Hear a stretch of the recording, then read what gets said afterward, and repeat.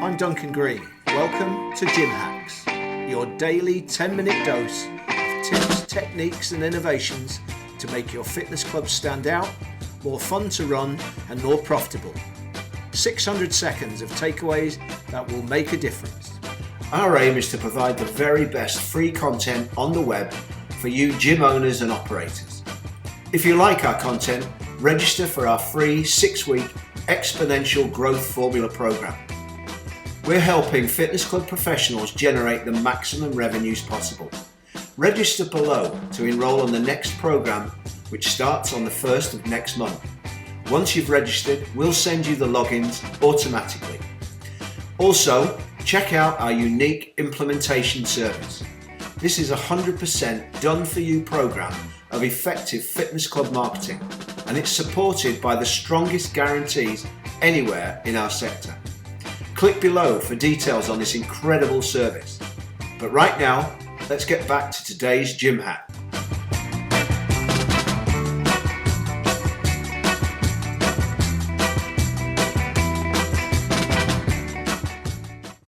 Reach those budgets. 3 areas of focus in your retention strategy. Firstly, you've got to look at the positive side of your retention strategy. How do you make your members more likely to stay? The second area is your attrition defense strategy, and that's reducing the incidence of things that makes members leave. And the third and equally important area is your emergency response when you discover at the end of each monthly cycle of administration that some members have failed to renew either their lump sum paid in full memberships or their direct debit, their monthly installment has for some reason not come out. You need to kick into gear there with some sort of emergency response. And we're going to talk about all of those 3 areas and all of the strategies and tactics that you could deploy. There are 4 main reasons why members leave your club.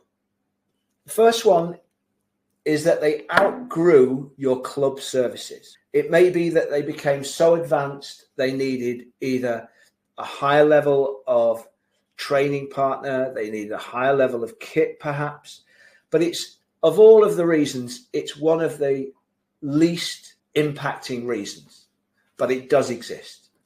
More important as the second reason for attrition, which is a breakdown in service level. Customers' expectations were not met.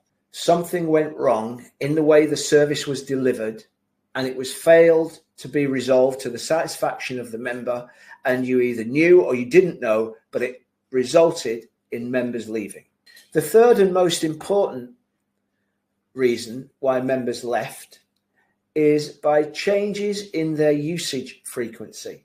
Now, again, most new members, when they start, are frequent users and regular users. And what you need to manage are the changes in both of those areas.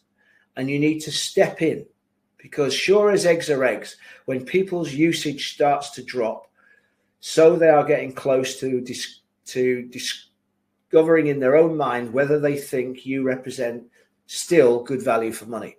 And finally, there is the failure on the part of the member to achieve the promised or the self-expected results.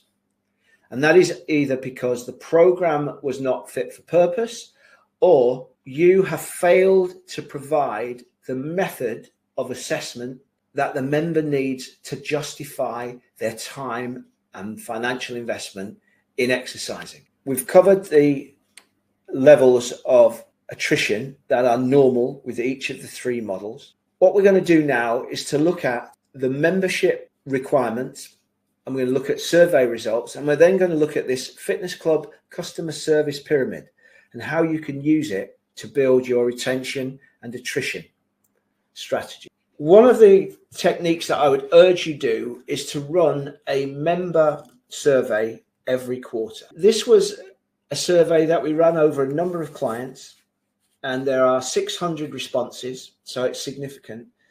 But the 2 results tables represent two of our bigger club, two different geographical areas, two different models. But what you can see is that the results as reported by members of each of those two disparate clubs were more or less the same. So there is a requirement to teach your members how to use different areas of your fitness rooms. They may not pick this up as standard in your onboarding program or your induction system, but certainly members have got an urge to learn new skills and to master their environment, to feel competent when they're in your room. So to provide a learning opportunity, you will see that there are significant numbers involved and well worthy of you programming tuition clinics into your fitness service program. We asked people what were they looking to achieve from their current fitness program, so that you would give us more of a steer on the sort of things that you might want to invent as programs which would engage members and get them to achieve a desired outcome, which again will support their view of your club. And like it's always been since time immemorial, tone up and lose weight still remains a significant major reason why people exercise, as improving body shape. So again, when your innovators are sitting down to plan your quarterly program, so they need to bear in mind this whole concept of members who want to tone up, reduce weight, improve body shape, reduce stress, improve endurance, develop muscle, relieve pain. We asked them specifically what clinics they would be interested in. And this wasn't the equipment, this was a desired outcome. What would they like a webinar, a seminar, or a clinic on? And sure enough, weight loss came out very high. Nutrition and healthy eating further down the pack, but still significant. Enough people to run a course, certainly. And then interestingly, what level of support would help you to stick to your program? And what took us by surprise, I think, and this has been mirrored in every survey that we've done in any club anywhere. Number one, over a third of members in any club anywhere would like to recruit the services of a personal mentor to keep an eye on them throughout their membership. The number two question, scoring again a third of members, suggested they would like regular reprogram sessions with a trainer. Three, scoring over a quarter, were regular clinics to teach you how to use different equipment and ways to train. A third of members were keen to receive information on how to achieve their goals by email. The fifth answer suggested over a quarter of people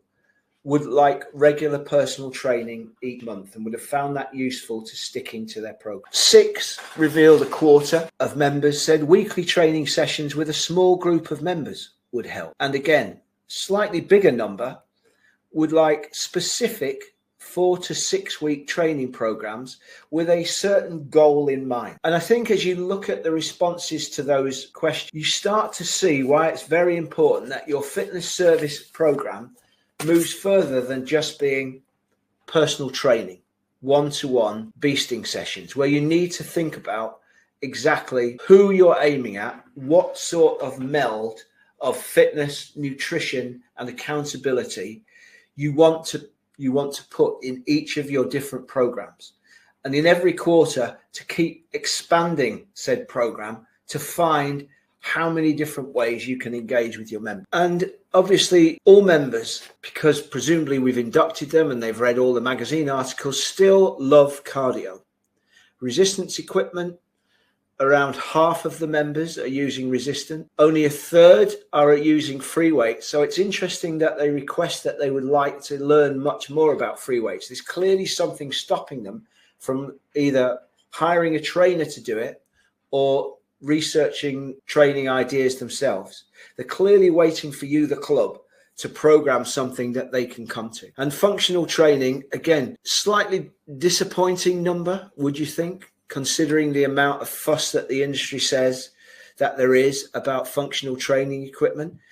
Our surveys show that actually it's not the big thing that the fitness industry would have us believe, and that we have a lot of work to do if you're going to build these huge rigs in order to persuade customers to use it. And that's an education piece, it's a motivation piece, and it's an accountability piece. They need to know what to do, how to do it, when to do it, and it needs to be part of a program of getting a desired goal that resonates with enough of the customer. And this survey also asks customers into the future as to what they may see themselves doing and taking advantage of. And again, personal training, still a high scorer, more group exercise for most people. In order for you to develop this multifaceted approach to your programming, which is tailored for the different tribes of people that you have in your club with the different requirements, hopefully you can see now why you need to have this whole management system underpinning what it is you're going to do. You need to hold to your 12-week quarterly traction programs with your planning phase, your finalization, and your briefing phase. That you need to split your club underneath your central management team into your innovation team, the people who are going to invent all of these products and programs, and the execution team who are going to take the good ideas and pilot them and work out the best possible way to deliver them. And then the measurement team who will make sure that the pilot schemes, we know all of the results for it so that we can go back to the management team and the innovation and the execution and say either, yes, this is a good thing if we make these changes. This is a good thing, period. Let's keep it. Or we think this really isn't anything that our members are getting their heads around. So let's move on and let's try something else. So thanks ever so much for listening. See you next time.